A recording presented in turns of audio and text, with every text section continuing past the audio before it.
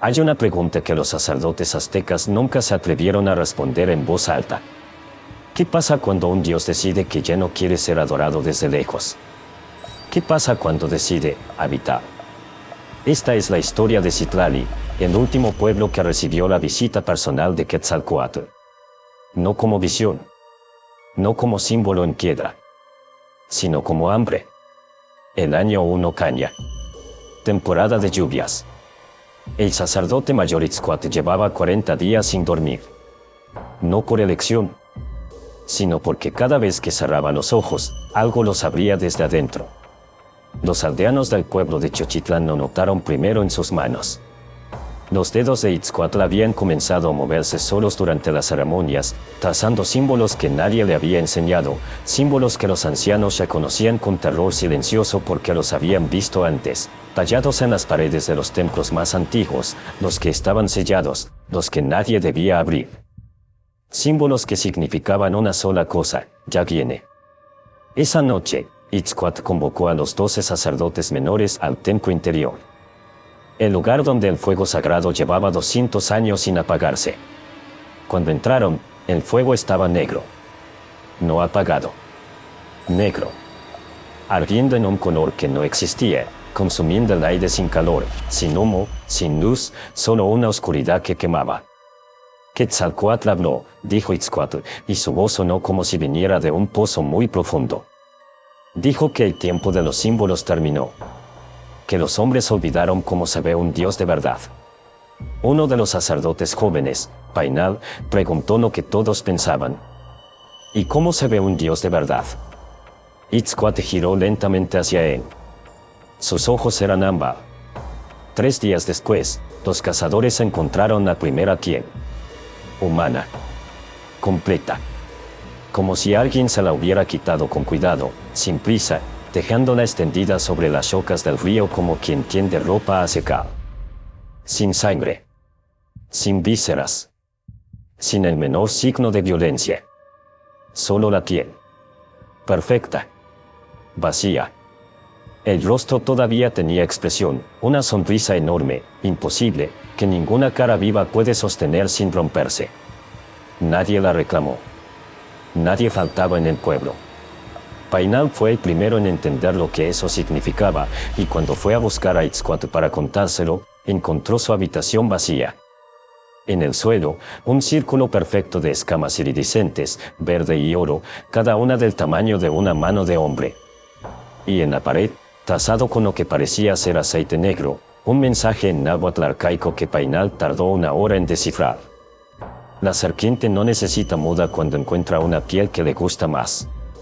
Lo que siguió durante las próximas semanas desafió todo lo que Painal creía saber sobre los dioses. Los dioses, le habían enseñado, querían sangre. Querían corazones.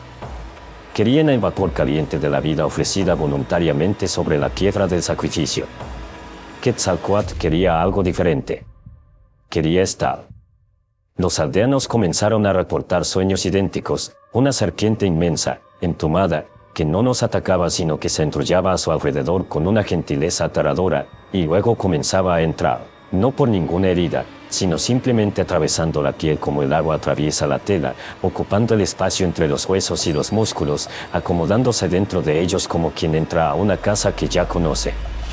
Y en el sueño, lo más horrible no era el dolor. Era que no había dolor.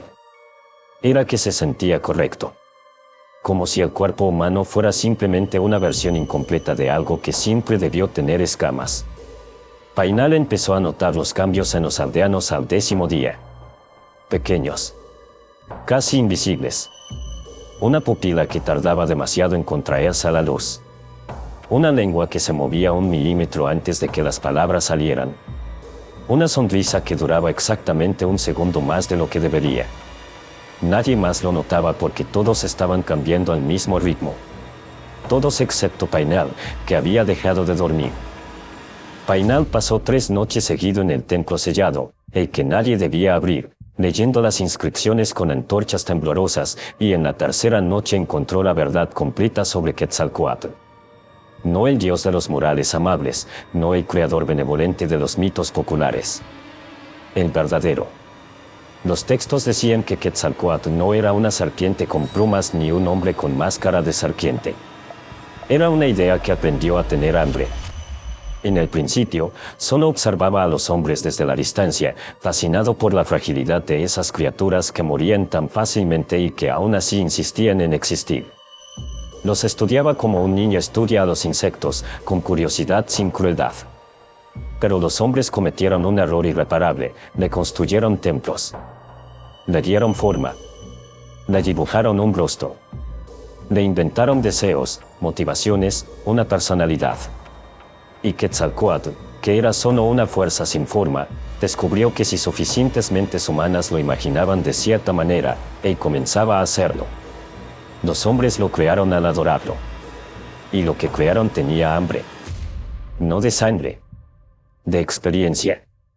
De saber cómo se siente tener un cuerpo, tener temperatura, tener el peso de los años, el sabor del agua, el miedo a la oscuridad.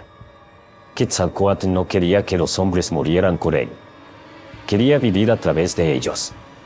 Painal salió del templo al amanecer del día 20 con un plan desesperado. Si Quetzalcóatl era una idea sostenida por la fe colectiva, la solución era simple y monstruosa: el pueblo tenía que olvidar. Tenía que dejar de creer. Destruir cada imagen, cada templo, cada inscripción. Borrar al Dios de la memoria colectiva y esperar que sin mentes que lo sostuvieran, se disolviera. Reunió a los pocos aldeanos que aún tenían los ojos oscuros y les explicó el plan en susurros urgentes. Aceptaron. Pasaron el día destruyendo. Piedra contra piedra, fuego contra madera, borrando 4 siglos de iconografía sagrada con manos que temblaban pero no paraban. Al anochecer, estaban exhaustos pero el trabajo estaba casi terminado. Solo faltaba el templo mayor, el más antiguo, el que tenía la imagen más grande de Quetzalcóatl tallada en la pared del altar, 20 metros de serpiente emplumada con ojos de obsidiana que atrapaban la luz de las antorchas. Painal entró solo. Levantó el mazo. Y la imagen de piedra parpadeó. No metafóricamente. Los ojos de obsidiana se movieron, siguiendo a Painal con una atención amable y paciente, como un padre mirando a un hijo que todavía no entiende algo obvio. Ya es tarde para eso, dijo una voz que venía de todas partes y de ninguna, suave, sin amenaza, casi afectuosa. Me destruiste afuera. Pero hace 10 noches que vivo adentro. Painal bajó el mazo. ¿Adentro de quién? La voz sonó casi triste al responder. Adentro de ti, Painal. ¿Por qué crees que eras el único que no soñaba? Y fue entonces cuando Painal cometió el único error que no debió cometer. Se miró las manos. Las manos eran las suyas. Uñas humanas. Piel humana. Líneas de vida y trabajo que conocía de memoria. Painal soltó el aliento que había estado conteniendo y casi se rió de alivio. Mientes, dijo al templo vacío. No estás en mí. Estoy igual que siempre. El templo no respondió. Painal salió, encontró a los sobrevivientes esperándolo afuera, y les dijo que el plan había fallado, que necesitaban huir, que había que abandonar el pueblo esa misma noche. Caminaron durante horas en la oscuridad de la selva. Y en algún punto del camino, sin que nadie lo notara exactamente, Painal comenzó a guiarlos. No porque alguien se lo pidiera, sino porque sabía, sin saber cómo lo sabía, exactamente hacia dónde debían ir. Conocía cada árbol, cada piedra, cada curva del río, como si hubiera recorrido este camino miles de veces. Como si hubiera sobrevolado esta selva durante siglos, desde arriba, memorizando cada detalle con ojos que podían ver en la oscuridad perfecta. Los sobrevivientes llegaron sanos y salvos a un claro abierto bajo las estrellas. Painal se detuvo en el centro y miró hacia arriba. Las estrellas eran hermosas. Nunca había notado lo hermosas que eran las estrellas. O quizás sí las había notado. Quizás llevaba milenios notándolas. Uno de los niños del grupo tiró de su mano y preguntó, con esa honestidad brutal que solo tienen los niños. Painal, ¿por qué tienes los ojos amarillos? Painal bajó la vista hacia el niño. Y sonrió. Una sonrisa demasiado grande. que duró exactamente un segundo más de lo que debería. Quetzalcóatl no perdió esa noche. Quetzalcóatl nunca había perdido. Simplemente había aprendido, en 4000 años de práctica, que la mejor manera de que los hombres dejaran de buscar al Dios era convertirse en el hombre que los estaba buscando.